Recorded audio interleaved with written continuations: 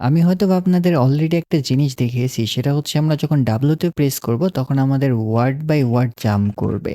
আমরা যদি E তে প্রেস করি তাহলে এটা ওয়ার্ডের এন্ডে নিয়ে যাবে। এবং আমি যদি চাই যে না আমি এখন এই এন্ডে আছি অর্থাৎ আমার কার্সারটা আছে আইডির উপরে।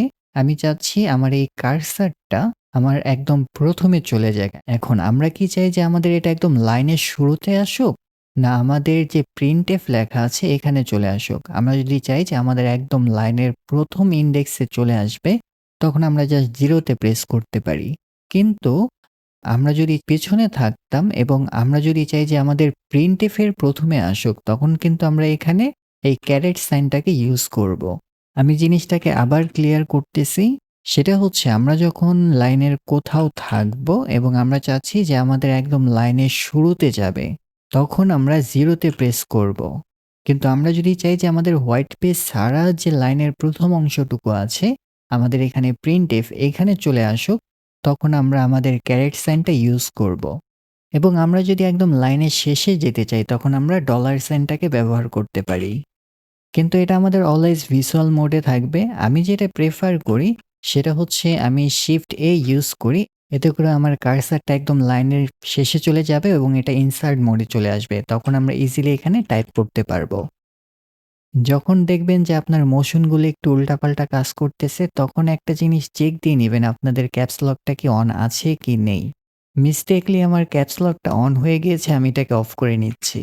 আমরা শুধুমাত্র কি এইভাবেই জাম্প করতে পারি? আসলে তা না, আমাদের জাম্প করার অনেকগুলো কৌশল আছে। ধরা যাক আমরা চাচ্ছি আমাদের যেখানে পার্সেন্টেজ সাইন আছে, অর্থাৎ এখানে পার্সেন্টেজ দিয়ে আমরা এখানে ডিরেক্টলি জাম্প করব।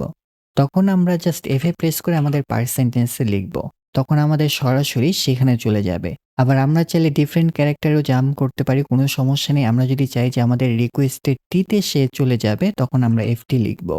এবং আমরা যদি চাই যে ব্যাকওয়ার্ড জাম্প করব, ধরা যাক আমরা ব্যাকওয়ার্ড যেখানে G আছে, প্রসেসিং এর G, এখানে চলে যাব, তখন আমরা ক্যাপিটাল F এবং G। একটা জিনিস মাথায় রাখবো, আমাদের F এর মানে হচ্ছে ফরওয়ার্ড জাম্প এবং আমাদের ক্যাপিটাল F এর মানে হচ্ছে ব্যাকওয়ার্ড জাম্প।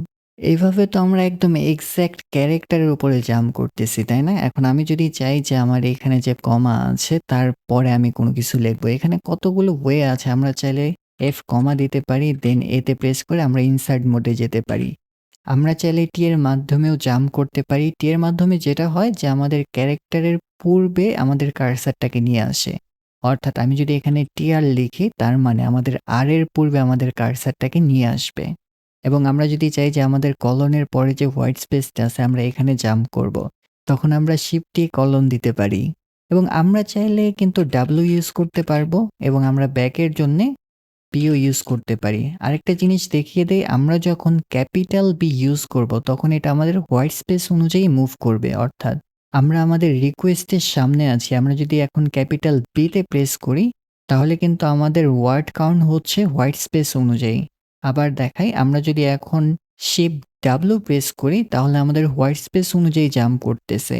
কিন্তু আমরা যদি এইখানে শুধুমাত্র বিতে প্রেস করতাম তাহলে ওয়ার্ড বাই ওয়ার্ড এটা জাম্প করত। কিন্তু আমরা যখন ক্যাপিটাল লেটার ইউজ করব তখন এটা হোয়াইট স্পেস অনুযায়ী জাম্প করবে। আমরা যদি চাই যে আমাদের প্যারাগ্রাফগুলোকে জাম্প করব, আমরা কার্লি ব্র্যাকেট ইউজ করতে পারি। অর্থাৎ শিফট প্রেস করে যখন আমরা এটা প্রেস করব দেখতে পাচ্ছি যে আমাদের প্যারাগ্রাফ অনুযায়ী এটা জাম্প করতেছে। এবং আমরা যদি চাই যে আমরা সেকশন অনুযায়ী জাম্প করব তখন আমরা থার্ড ব্র্যাকেট ইউজ করতে পারি। এটা আমার মার্কডাউনের ক্ষেত্রে বেশি কাজে দেয়। আমরা একটা মার্কডাউন ফাইলটাকে ওপেন করি। অর্থাৎ আমাদের এইখানে যে কনফিগটা আছে, আমি যদি এটা ইউজ করি তাহলে আমাদের যে সেকশনগুলো আছে সেই সেকশন অনুযায়ী সে জাম্প করে। Anyway we can close it.